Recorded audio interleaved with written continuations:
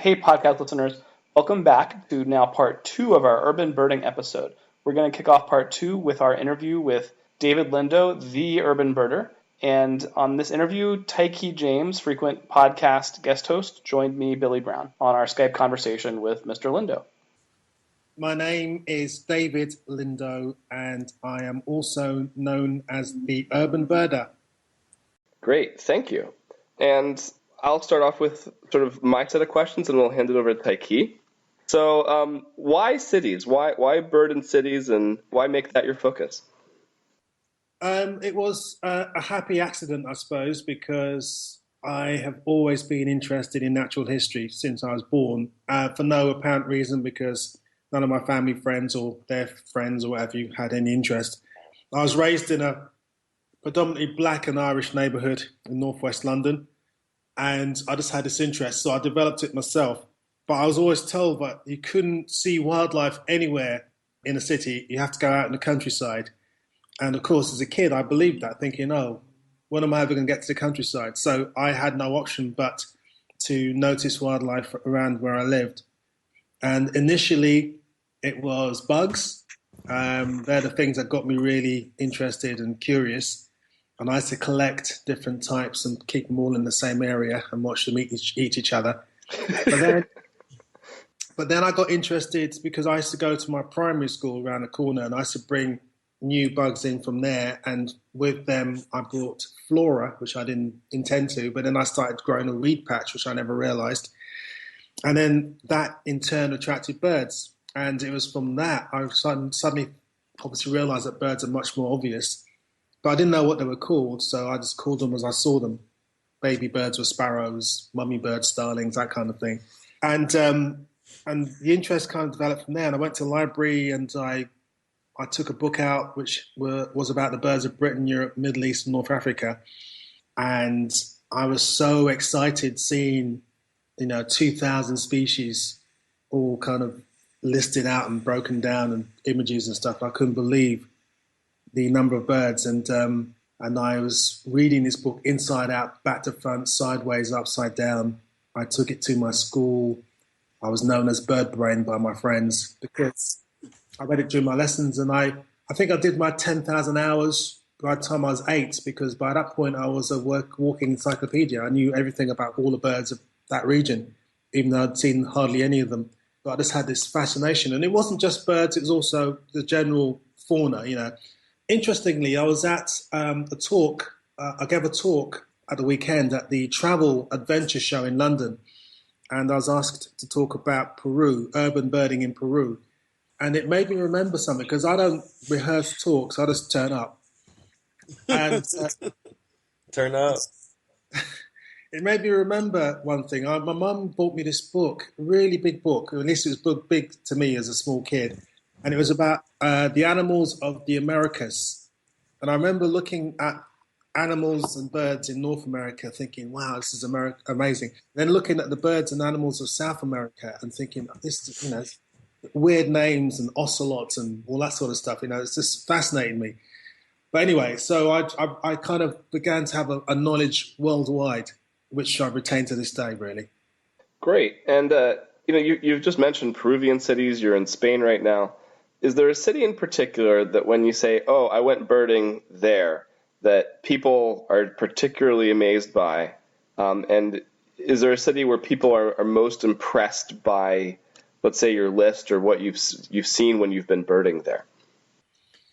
That's a very good question. It's also a very difficult one to answer because there isn't any one city, and plus cities have different meanings for different people. So, for example, when I'm in London, people think about London, and now I think it's more accepted that London has a lot of green spaces, so you expect to see things. But I don't go to places that people go to normally. So, for example, people might go to Hyde Park, Kensington Gardens, which is equivalent to Central Park in New York, for example. I go on top of rooftops in the middle of the financial district. I like to visit areas like my local patch in West London. It's a great example because I went there 24 years ago and it was just a green blob on the map on the A to Z. But I explored it and, okay, a lot of it's playing fields. People play soccer and stuff there. But there's also areas there that I found interesting. And over the years, they developed, and I managed to get to the council and get them to sort of manage the area for wildlife with other people as well. And now, 150 species later, some of them rarities, not only in London, but national rarities, the site is now on the map. But to me, it's all about looking, because every city, and I've not been to one city yet that hasn't got some kind of interest, hasn't got some kind of fascination for me. I go to places like, in America, for example, Los Angeles. I used to go to Los Angeles every year for 13 years because I worked with a director that made videos and commercials, and I was his assistant. So whenever he went to LA, he'd often spend between a week and 3 months there, and I'd do the same as well. And whilst I was there, I went off and I found myself local patches. And during the course of the 13 years, I found a whole host of species that when I met with fellow LA birders, they'd say to me, "Oh, I didn't know people even went there birding." Do you know what I mean? Because you find things. To me, it's like with migration. I think migration is one of the easiest examples to give people who don't understand. People think about migration, they think, oh, you have to go somewhere special, you have to be at a headland somewhere, you have to be in a specific place where all these birds turn up. And okay, they do turn up in those places.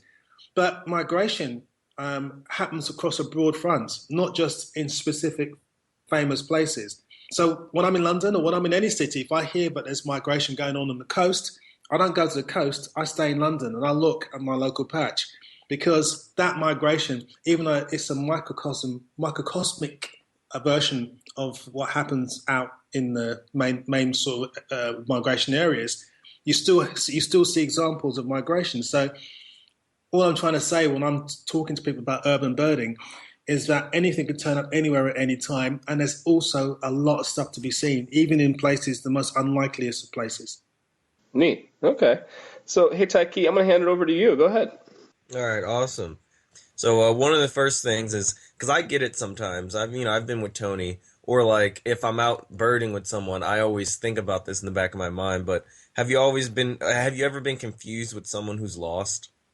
Because, I'm pretty sure urban birding, you've gone to places where you're looking around and, you're looking up and, does someone look at you and just immediately and they're just like, are you lost? That's a good, I've never really thought about it that way, but I've been, people say to you, sorry, can I help you? Because they don't realize you're a birder. I remember once being in Slovakia in Eastern Europe, and I was birding off the beaten track, and I came across what seemed like a campsite for junkies, because lots of syringes and stuff there, and I thought, you know what, I better head out of this area. And as I was walking out, I noticed behind me there was a Range Rover, Land Rover, coming towards me quite quickly. And I was getting a bit nervous, and the thing stopped behind me. Out jumped two big guys, speaking in Serbian, and basically they were saying, what you're doing here? And it turned out they were undercover police. And I was trying to say, I'm a birder, and I'm English, and I didn't have any ID on me. But anyway, they kind of believed me in the end. So that's been the most extreme version of that, I suppose. But I don't actually get those kind of questions. I get more, if anything, looks. People look at you as if to say, what are you doing here? But never, it's very rare, but actually say to you, what are you doing here? Are you lost, or can I help you? It's rare. Those kind of small things, do you ever, or even, I guess that's a really wild situation, but even with the smaller things, you ever feel offended? You might be with someone, and then that someone that you're with sees these looks that you get. And do you get offended at that? And how do you handle it? If you see it, if you're observing it, if you're in the observation of all these people are giving you weird looks, to them for whatever reason, you're like an unfamiliar face, you're an unfamiliar person doing this unfamiliar thing. How does that settle in the back of your mind? And is there someone that you talk to about it? Have you ever reflected on this experience or those kind of experiences or thoughts with someone? I've been birding since I was a kid, and when I was young, there was a lot of racism.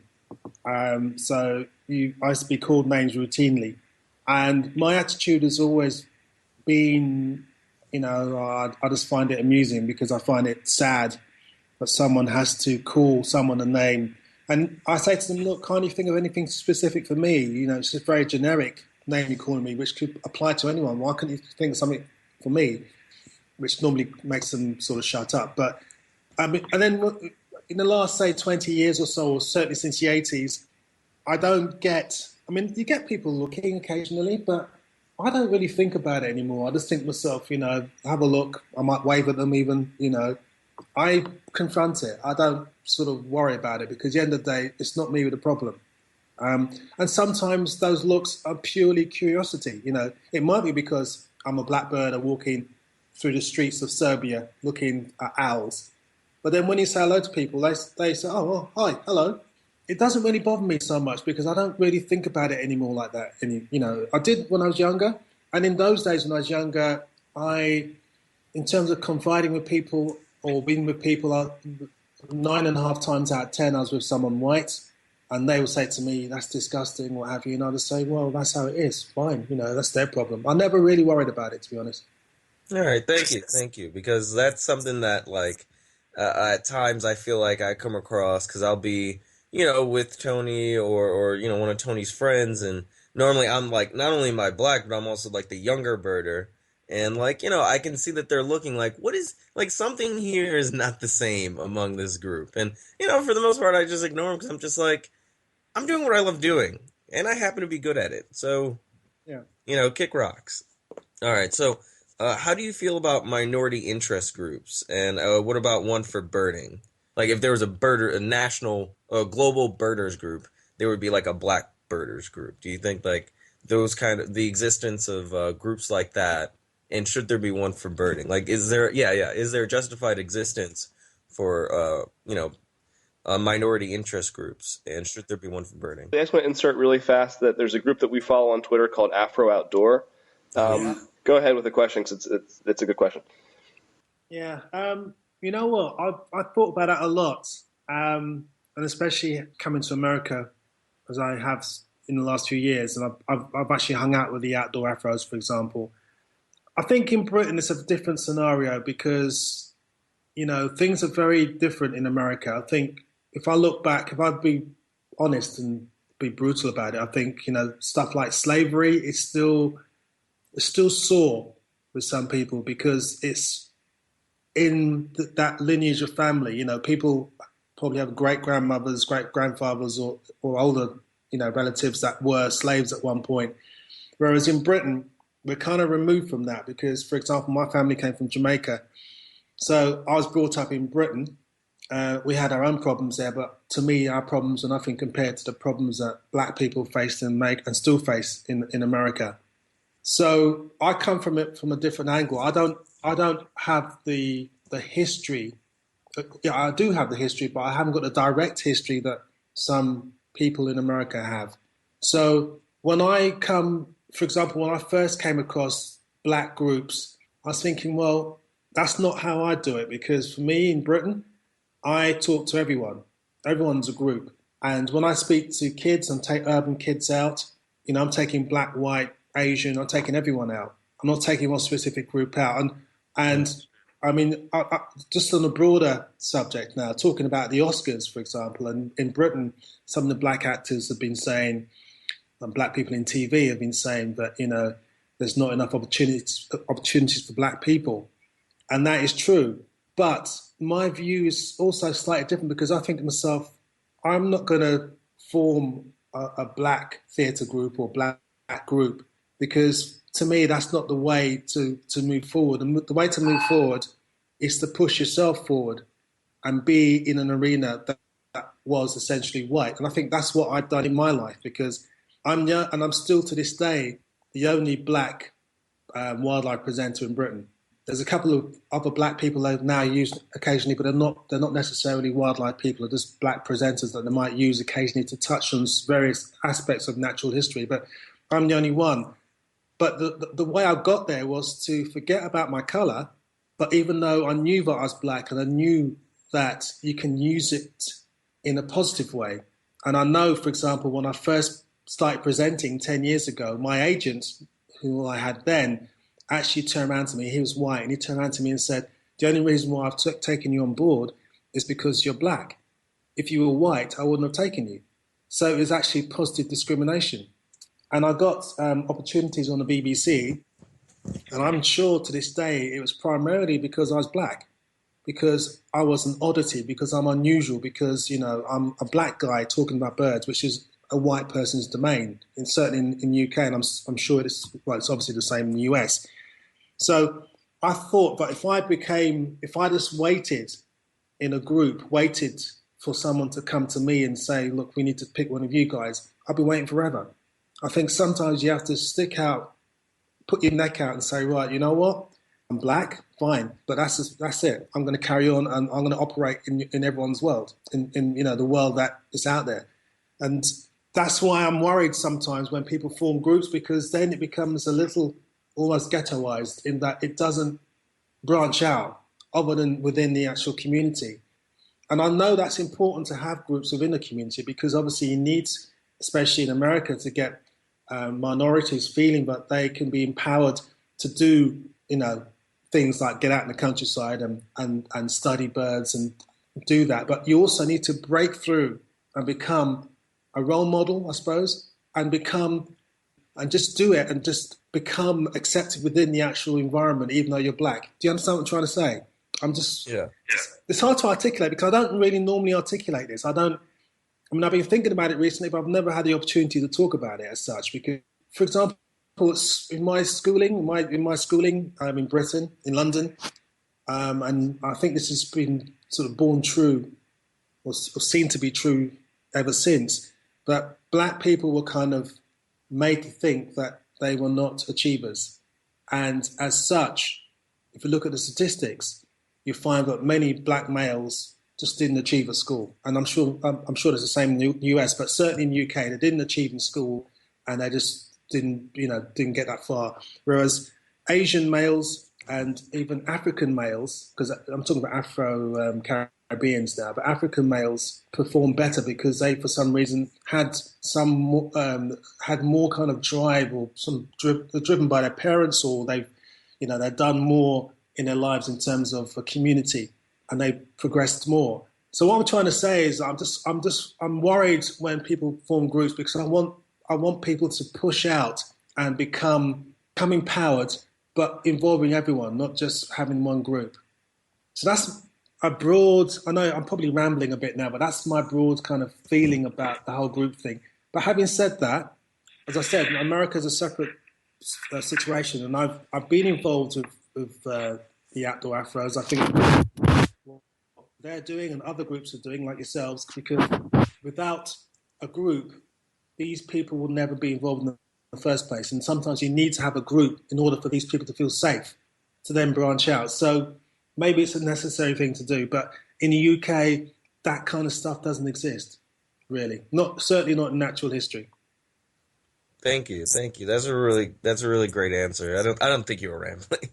That was really great. So here's a more lighthearted question. If you could have a superpower for 24 hours, what would it be? Just superpowers for birding, is it? I mean, for you, for David Lindo, anything. If I had a superpower for a day, my latest kind of hankering is to have the ability, when I'm out birding, to spot.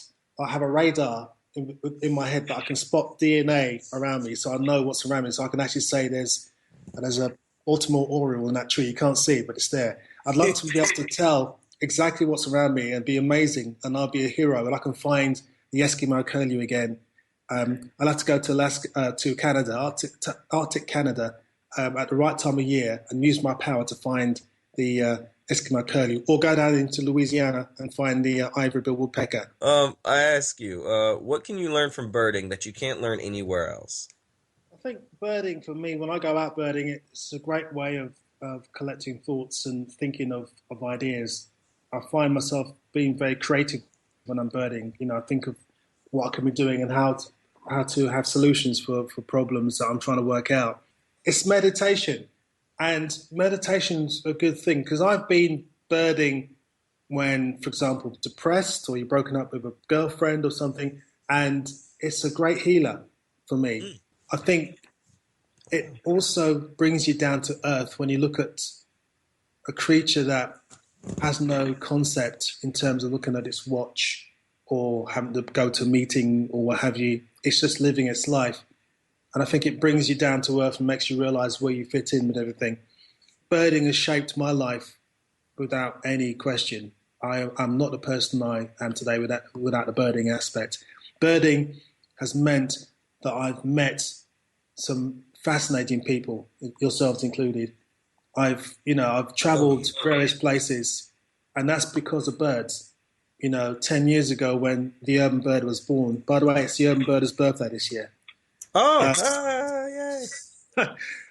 When the urban bird was born, I'm so grateful that I kind of realised that it wasn't just about watching birds. In fact, for me, it's about people. It's about connecting with people.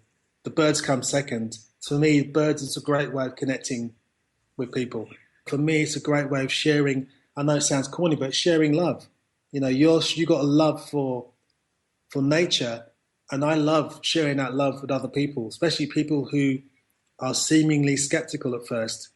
And I love the idea of seeing them over a period of time warm to the idea that, nature is great. And I love it when they email you back and said, after being out with you, I've seen this, I've seen that, and it's just great to hear that, because then you realize that, you're spreading something, and that's been, spread again by other people. So it is a love that you're spreading around.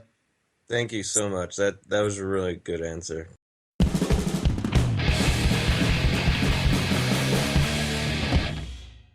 And this might dovetail well with David Lindo's conversation, where I think a lot of environmental movement, a lot of sort of science education movements are trying to try to work around and try to figure out ways to engage people aside from, let's say, the stereotypes of a white suburban nature lover.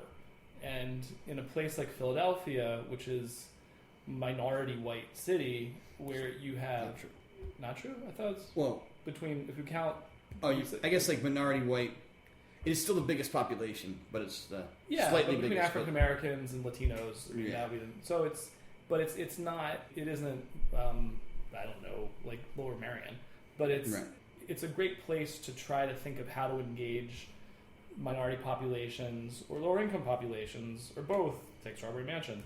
Kids are adults who might not see themselves in the national profiles of the organizations or national types of people usually get involved. And so I think it's something to talk about, because I think everyone in this room, I mean, you guys more so than me, I'm not much in terms, I do a little bit, but you guys do this for a living. Get out and engage Philadelphians in nature and in environmental education.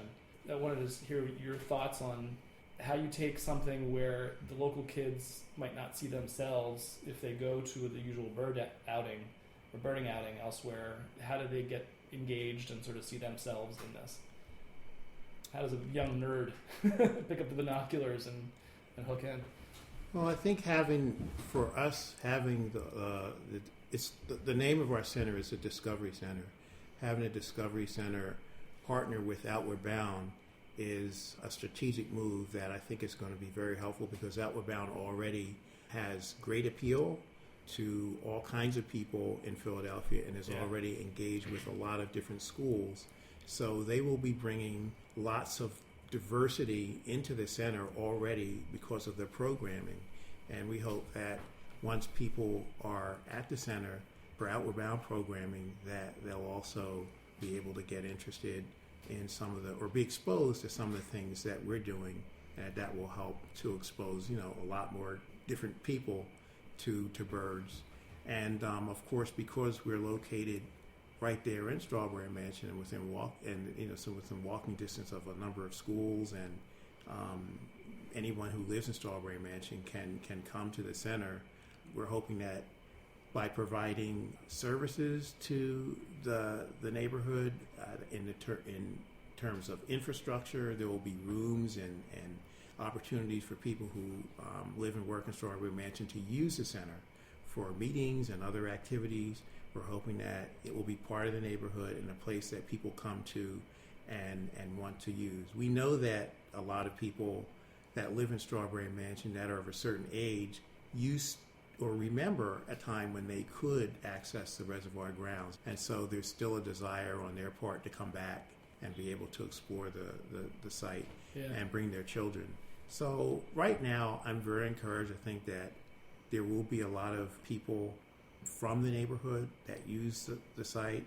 Other than that, we have educators that are going to be going out into lots and lots of schools in Philadelphia and, working with all kinds of people throughout the city. So as an organization, we are very committed, just like Outward Bound is, to serving all the people of Philadelphia. Well, my side of things with Parks and Recreation, so you'll hear Keith mention Fairmount Park. So originally, all the natural lands, green spaces, and even the major manicured parks were, even if they had a different name, like Wissahickon or Pennypack or Cows Creek, they were all in the umbrella of the Fairmount Park Commission. So there is a park called Fairmount Park, and it's East and West Fairmount Park, and Keith's center is in East Fairmount Park. And when I saw him earlier, when I first saw Keith, he's like, "Oh, how's Fairmount Park?" Even though I work up in the Wissahickon, so some people still call the whole system Fairmount Park. Which it got merged together with. But it got merged together with the Recreation Department. So now we're Parks and Recreation. And what's great with and the upside of that merger is now they just put kids in rec centers on buses and and take them and take them straight to us to either Pennypack or Wissahickon. So we get kids from all over the city, and they come for programs. And I just spent other than the 3 weeks of our own summer camps, I spent the entire summer with kids from rec centers coming every day. Currently, right now, I have a limp. My feet are hardly sunburned. I can't fully close my leg. Like I can't bend my knee. Like I am.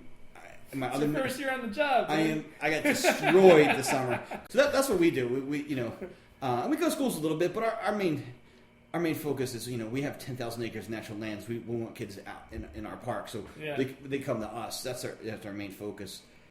And I think that one of the good upsides of the parks environmental centers being where they are is the fact that once you get out there, you're really removed from your familiar surroundings, and it gives people a different experience perhaps than they've had before.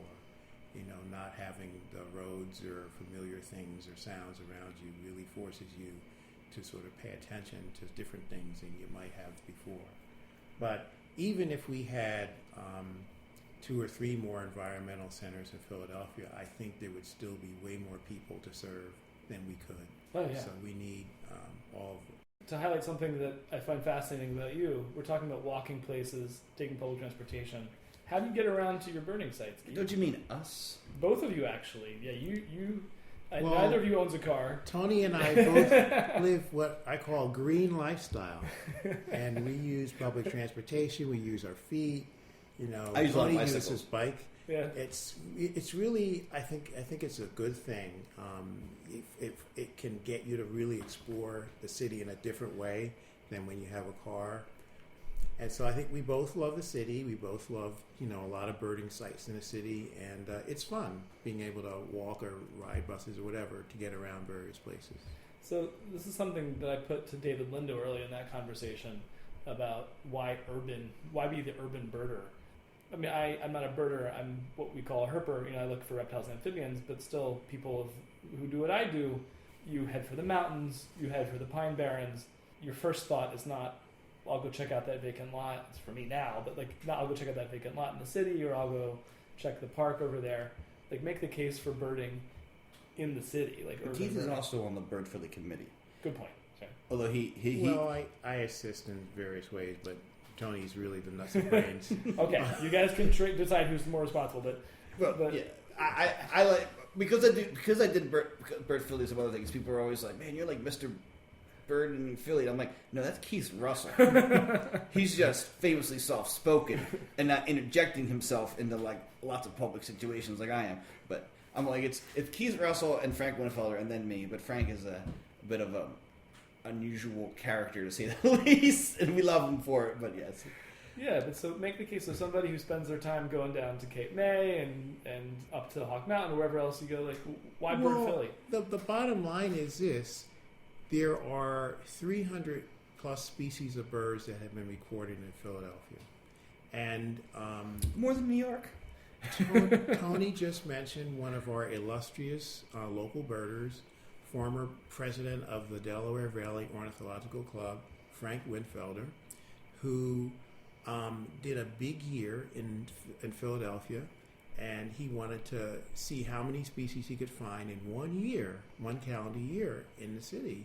And I believe he found over 240 species. So that's a lot of birds in one small, area like the city of Philadelphia. Yeah. We're not the city of New York, which has which is really a bunch of cities combined into one place. And, much of the city is very highly urbanized. But it is possible to see all kinds of things here in the city: stilt sandpipers, Connecticut warblers, even yellow rails have been found here.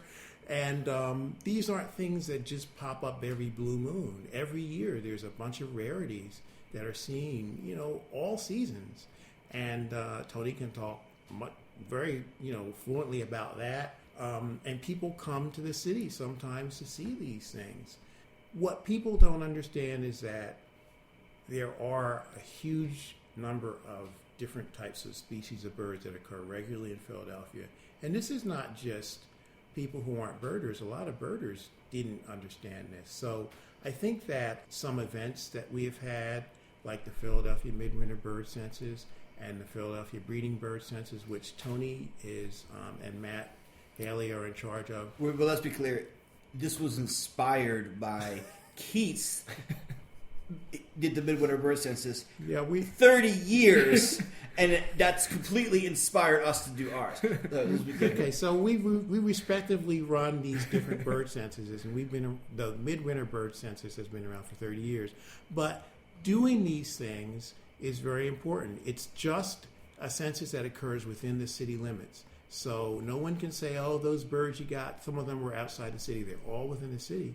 And they have demonstrated that there's a huge variety of species here consistently year after year. And they've also drawn attention to the places that these birds are at. And I remember, 25 years ago, Roosevelt Park in South Philly wasn't a place people would go to look for birds. FDR Park, which is... AKA the lakes. Yeah. Right. And now it's a place that's a destination for a lot of people. I think these censuses have helped to draw attention to what's there. And that's what both of us, Tony and I, want to do, is to help people to understand, the rich variety of birds that you can find in the city. Another thing about urban birding that I think is really important is that as time goes by, the number of places on Earth that are affected by humans is just going up. And by that I mean places that have been developed into cities or urbanized in some way. So birds have to deal with this because more and more of the Earth is like this. And as we look at birds in cities, what we're doing is we're observing not just what birds are there, but how they're adapting to urbanization. And this isn't something that classically trained ornithologists focus on very much. So there are some very interesting and important things to learn about how birds are going to be able to survive in the future by looking at what's going on right now in cities. And one of the things that I thought was really fascinating that David Lindo has observed in Europe are like these kittiwakes, which are these gulls that breed on the cliffs, not cliffs, but ledges on bridges. You're used to seeing kittiwakes on ledges on these big, barren islands and rock outcrops in the middle of the ocean or somewhere far from people. So literally on like the sides of volcanoes in Iceland and stuff like that. And you hear these kittiwakes in cities on these, these ledges. It's fascinating. It's just like pigeons taking, to buildings. Pigeons. Yeah. And this is the future. The future is going to be made possible by these birds adapting their ways of life to take advantage of these opportunities and resources and so on in cities. Chimney swifts used to breed in hollow trees, and now they breed almost exclusively in chimneys in buildings. So that's an old story, but there are new stories that are occurring all the time. Synanthropic organism. So I think urban birding is not only fun, but it's important scientifically to see what things are happening to birds, how they're adapting, and also what threats exist to birds in cities, like the glass problem on buildings, which is, killing tons and tons of birds. I want to ask, how did you get into birding? Like, what point did you pick up binoculars and say, this is what I want to do? I was, my earliest memory of being interested in birds was being in the third grade at the C.W. Henry School in Mount Airy and giving a report to my class about birds. I remember it vividly. But I have no understanding of how I got interested in birds before that. Okay. It was just one of those things that, some kids just magically get an interest. But sometimes something happens and you get interested. I don't know how I got interested, but my parents, fortunately, didn't think it was a bad thing and didn't discourage it. So they got me some binoculars from Sears, and they got me, connected with other people they found in the neighborhood that were interested in birds, and it was great. All right. So, neat. I know you live now in German. You live now in Germantown. And so you grew up in Mount Airy. Just blocks, Yeah, yeah, but blocks These are away. neighboring neighborhoods. But Keith has the fortune of living very close to the park that I work in Wissahickon. Ah, yes. So it's 1,800 acres of paradise. Yes, we're very blessed in Philadelphia to have all these sections of Fairmount Park that are, basically like wildernesses that we can often walk to from our homes or get to very quickly from our home. But in any case, we failed to do some of our get in touch with us kind of stuff at the beginning. So there are ways that you can reach out to us and follow us. We're on Twitter at Herb Wildlife Cast. You can find us on Facebook. We have a website, urbanwildlifecast.com, and Gmail address, urbanwildlifecast@gmail.com. Send us a note. We're still on the lookout for Wildlife Bling. For people to if you're out there in podcast land, that means probably listening on your phone, on your commute, or in your car.